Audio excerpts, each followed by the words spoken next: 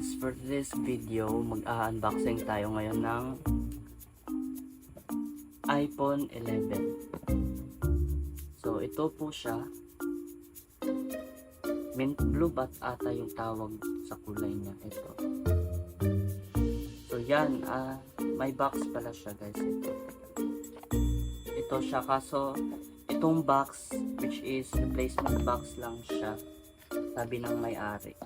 So, hindi ko na siya i-re-unbox. Nabubulo lang. Ayan guys, hindi ko na siya i-re-unbox.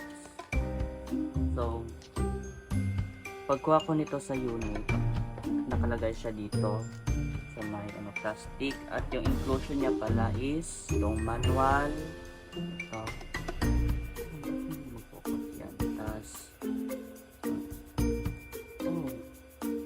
Ko lang to nakita. May SIM ejector pa pala siya.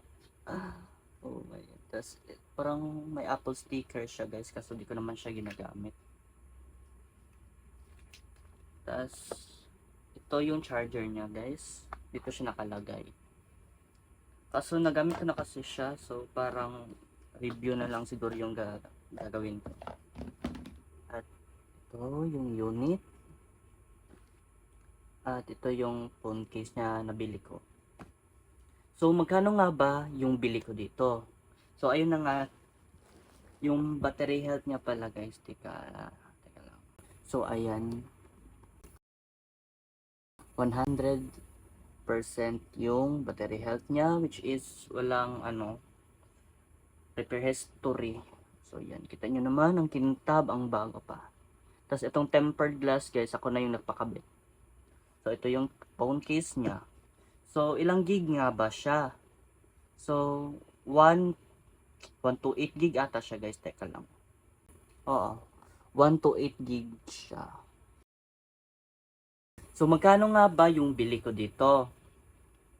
By the way guys, ang bili ko lang dito is 15,300 pesos lang.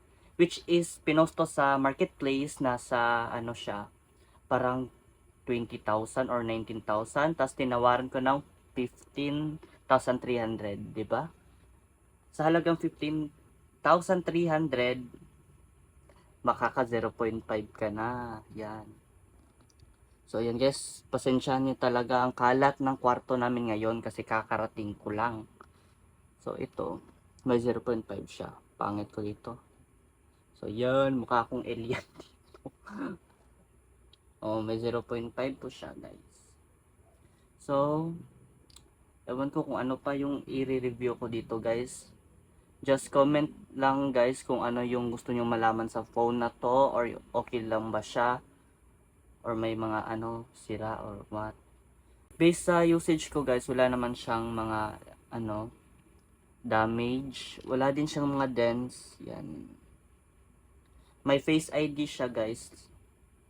Factory unlock na din siya.